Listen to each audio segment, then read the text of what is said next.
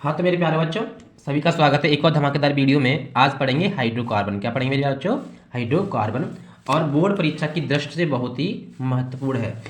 तो हाइड्रोकार्बन किसे कहते हैं? तो ऐसे यौगिक जिनमें हाइड्रोजन, क्या हाइड्रोजन प्लस क्या हो, कार्बन हो। क्या हो मेरे प्यारे बच्चों? कार्बन हो। यानी कि हाइड्रोजन युक्त और कार्बन युक्त यौगिकों को हाइड्रोकार्बन कहते हैं। तो ऐसे यौगिक जिनमें हाइड्रोजन और क्या हो, कार्बन हो, उन्हें हाइड्रोकार्बन यौगिक कहते हैं। और जो हाइड्रोकार्बन हैं ये हमारे दो प्रकार के होते हैं। कितने प्रकार के होते हैं प्यारे बच्चों? दो के। तो नंबर एक होता है संतृप्त हाइड्रोकार्बन।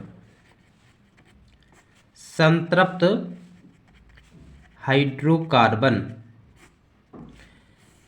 तो संतृप्त हाइड्रोकार्बन वो हाइड्रोकार्बन होते हैं जिनमें कार्बन कार्बन परमाणु के बीच में केवल एकल बंध हो। क्या हो? एकल बंध हो। मतलब कहने की बात है एक एक इलेक्ट्रॉनों की साझेदारी हो। कार्बन कार्बन परमाणु के बीच, इसमें कार्बन कार्बन परमाणु के बीच क्या हो, एकल बंध हो, संतृप्त हाइड्रोकार्बन कहलाते हैं। इन्हें हम एल्केन कहते हैं। क्या कहते हैं? एल्केन कहते हैं। क्या कहते हैं मेरे प्यारे बच्चों? एल्केन कहते हैं। और एल्केन का जो सामान्य सूत्र होता है वो CnH2n+K2, जहां n कार्बन परमाणुओं की संख्या होती है। अगर मान लें कार्बन परमाणु संख्या हमारी कितनी है, 5 है, तो यहाँ C 5 हो जाएगा और यहाँ n की वैल्यू 5 रखेंगे तो 5 दूनी 10 और 2 12। अब इसका नाम कैसे करेंगे?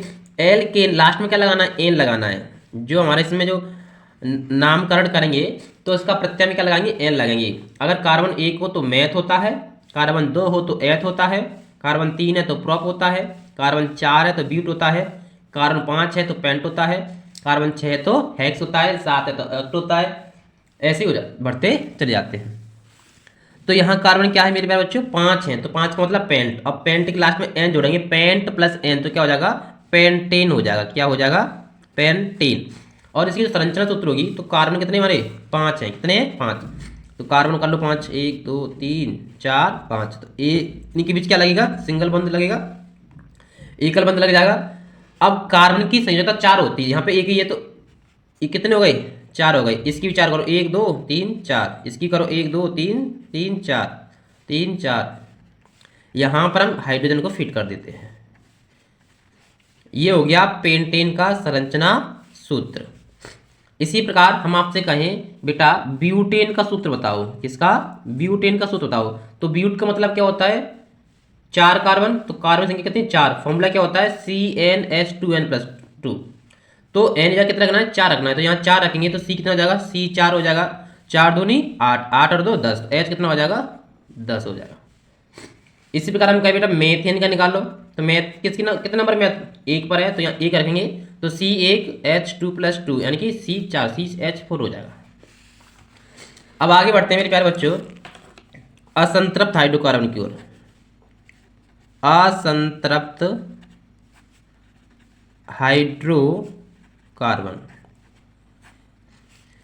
देखो, अगर कार्बन कार्बन परमाणु के बीच में कम से कम एक द्विबंध या एक त्रिबंध हो, ऐसे हाइड्रोकार्बन जिनमें कार्बन कार्बन परमाणु के बीच कम से कम एक द्विबंध या एक त्रिबंध हो तो उन्हें असंतृप्त हाइड्रोकार्बन कहते हैं। और जिनके बीच में द्विबंध होता है उन्हें हम क्या कहते हैं मेरे प्यारे बच्चों? एल्कीन कहते हैं। क्या कहते हैं? एल्कीन कहते हैं। क्या कहते हैं मेरे प्यारे बच्चों? एल्कीन कहते हैं। और जिनके बीच में 3 बंध होते हैं उन्हें एल्काइन कहते हैं। एल्कीन की इन्हें कहते हैं और एल्काइन इन्हें कहते हैं। अब बात यह है एल्कीनों का सामान्य सूत्र होता है वो होता है CnH2n। और एल्काइन का सामान्य सूत्र होता है एल्काइन का सामान्य सूत्र होता है वो होता है CnH2n-K2। लास्ट में क्या होता है? ईन लगता है, प्रत्यय क्या होता है इसमें? ईन। और इसका प्रत्यय क्या होता है, आइन। अगर मैं कहूं आपसे कि पेंटीन का सूत्र बनाओ, किसका, पेंटीन का, तो पेंट है और लास्ट में क्या जुड़ा हुआ है, ईन जुड़ा हुआ है, तो कौन सा होगा, ये एल्कीन होगा। सूत्र क्या है, CnH2n है। तो पेंट में कितने कार्बन होते हैं, 5 होते हैं, तो यहाँ एन राव कितने रखेंगे, 5, तो सी 5 और 2 गुणा 5 कितना हो जाएगा, 10। अब इसका संयुक्त सूत्र बनाएंगे तो सी कितने 5 कर लो, 1 2 3 4 5 कर ली 5। अब कार्बन कार्य बीच में कम से कम एक द्विबंध लगा दिया और यहाँ पर सिंगल बॉन्ड ही होगा।